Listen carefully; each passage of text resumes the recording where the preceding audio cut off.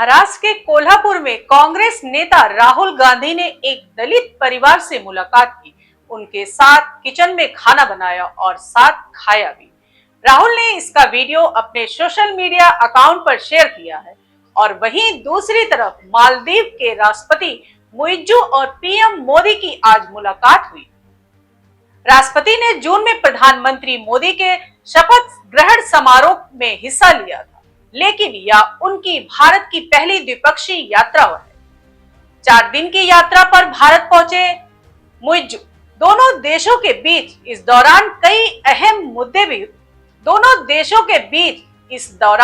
कई अहम समझौते भी हुए।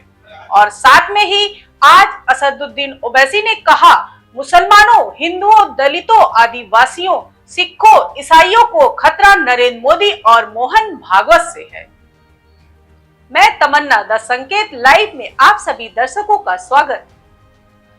महाराष्ट्र के कोल्हापुर में कांग्रेस नेता राहुल गांधी ने एक दलित परिवार से मुलाकात की। इस दौरान उन्होंने उनके साथ किचन में खाना बनाया और जाति और भेदभाव जैसे कई मुद्दों पर चर्चा की।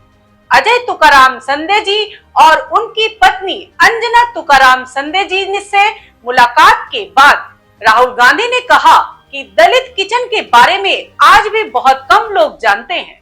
राहुल ने ट्वीट कर कहा कि जैसा साहू पटोले जी ने कहा कि दलित क्या खाते हैं कोई नहीं जानता। राहुल गांधी ने कहा कि वो क्या खाते हैं, कैसे पकाते हैं और इसका सामाजिक और राजनीतिक महत्व क्या है। इस जिज्ञासा के साथ मैंने अजय तुकाराम संधे जी और अंजना तुकाराम संधे जी के साथ एक दोपहर बिताई।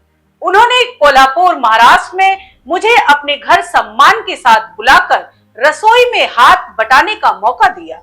हमने मिलकर चने के साग की सब्जी, न्याची भाजी और बैगन के साथ तुअर दाल बनाई। राहुल ने जाति और भेदभाव के मुद्दे पर भी चर्चा की।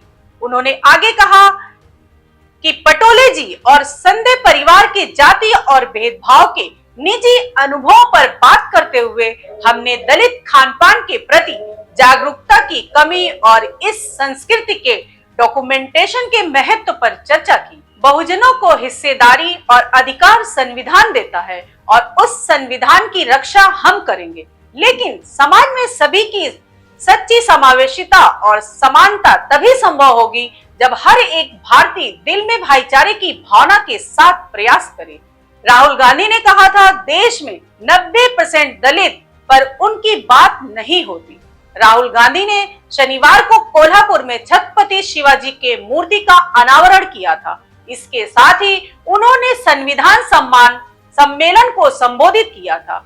इस दौरान उन्होंने कहा था कि जिनके हाथ में हुनर है उनके बारे में बात ही नहीं होती। दलितों का जो बचा खुचा इतिहास है, शिक्षा व्यवस्था में उसे भी मिटाने की कोशिश की जा रही है। उन्होंने कहा कि इस देश में 90% दलित है, लेकिन 90% लोगों के लिए दरवाजे बंद हैं।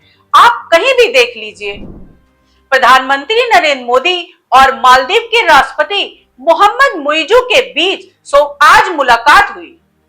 यह मुलाकात ऐसे वक्त में हुई है जब हाल के कुछ महीने में दोनों देशों के बीच रिश्ते ठीक नहीं रहे। पीएम मोदी ने मालदीव को एक मित्र देश बताया, साथ ही कहा कि भारत ने हमेशा पड़ोसी होने के दायित्व को निभाया है। मीटिंग में भारत और मालदीव के बीच कई अहम समझौते हुए हैं।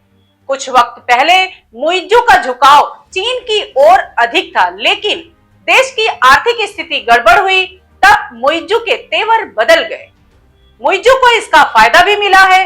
भारत ने कुछ समझौते पर हामी भरकर मुइज्जू को रिटर्न गिफ्ट भी दिया है। हैदराबाद हाउस में हुई बैठक में भारत ने मालदीव को 70 सामाजिक आवास भेंट किए। इन आवासों का निर्माण एक्सिम बैंक की वित्तीय सहायता से किया गया है। प्रधानमंत्री नरेंद्र मोदी ने कहा, आज हमने पुनर्विकसित हनी माथू हवाई अड्डे का उद्घाटन किया। अब ग्रेटर माले संपर्क परियोजना में भी तेजी लाई जाएगी। भारत और मालदीव के बीच संबंधों में तब से तनाव आ गया जब से मुइज्जू, जिन्हें चीन समर्थन माना जाता था, ने पिछले साल नवंबर में शीर्ष पद का कार्यभार संभाला है। मुइज्जू ने पिछले साल इंडिया आउट अभियान के तहत राष्ट्रपति चुनाव जीता था और नई दिल्ली से इस साल मई तक द्वीप समूह में तैनात अपने सैन्य कर्मियों को वापस बुलाने को कहा था। जब मालदीव के मंत्रियों ने मोदी की आलोचना की थी तब और भी द्विपक्षीय संबंधों में खटास आई थी। हालांकि मुइज्जू के भारत विरोधी रुख में बदलाव आया है। मुइज्जू ने उन मंत्रियों को बर्खास्त भी कर दिया था जो भारतीय प्रधानमंत्री की आलोचना करते थे। चूंकि मालदीव गंभीर आर्थिक मंदी से जूझ रहा है, इसलिए भारत ने एक और साल के लिए 50 मिलियन अमेरिकी डॉलर के ट्रेजरी बिल को आगे बढ़ाते हुए मालदीव सरकार को महत्वपूर्ण बजटीय सहायता देने का फैसला किया है। असदुद्दीन ओवैसी ने राष्ट्रीय स्वयंसेवक संघ प्रमुख मोहन भागवत की उस टिप्पणी पर उनकी आलोचना की जिसमें उन्होंने हिंदुओं से अपनी सुरक्षा के लिए एकजुट होने की अपील की थी। पीटीआई की रिपोर्ट के मुताबिक ओवैसी ने तेलंगाना के निजामाबाद में एक सार्वजनिक बैठक में कहा, मुसलमानों, हिंदुओं, दलितों, आदिवासियों, सिखों, ईसाइयों को खतरा नरेंद्र मोदी और मोहन भागवत से है।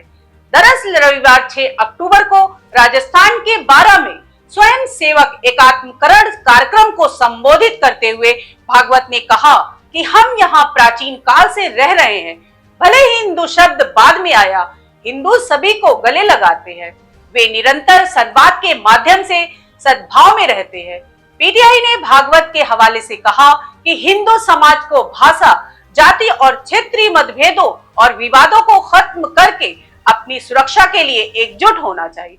उन्होंने कहा कि एक समाज केवल व्यक्तियों और उनके परिवारों से नहीं बनता है, बल्कि उस व्यापक चिंताओं पर विचार करने से बनता है जिनके माध्यम से कोई आध्यात्मिक संतुष्टि प्राप्त कर सकता है। प्रधानमंत्री पर हमला करते हुए ओवैसी ने कहा कि मोदी झारखंड में जनसांख्यिकी बदलाव की बात करते हैं, जबकि देश बड़े पैमाने पर बेरोजगारी जैसी समस्याओं का सामना कर रहा है। हैदराबाद के सांसद ने दावा किया कि चीन ने भारत के 2000 वर्ग किलोमीटर क्षेत्र पर कब्जा कर लिया है और इस मुद्दे पर भागवत की चुप्पी पर सवाल उठाया। ओवैसी ने एक बार फिर इजराइल संघर्ष का मुद्दा उठाया और कहा, मैं हमारे प्रधानमंत्री से आग्रह करता हूं, मोदी जी बेंजामिन नेतन्याहू को समझाइए, पश्चिम एशिया में युद्ध विराम के लिए दबाव डालें। हालांकि 12 से 15 लाख फिलिस्तीनियों ने अपने घर खो दिए हैं। मैंने उनकी हिम्मत देखी, वे मौत से नहीं डरते। 28 करोड़ हिंदुओं को खतरा है। सुनो मोहन भागवत, न भारत के हिंदुओं को खतरा है, न भारत के मुसलमानों को कोई खतरा है। हाँ, एक खतरा भारत के मुसलमानों को, हिंदुओं को, दलितों को, आदिवासियों को, सिखों को, ईसाइयों को है। वो किससे है? नरेंद्र मोदी और मोहन भागवत से खतरा है। अगर आपको हमारा आज का वीडियो अच्छा लगा हो तो हमारे इस वीडियो को लाइक करें, चैनल को सब्सक्राइब करें। धन्यवाद।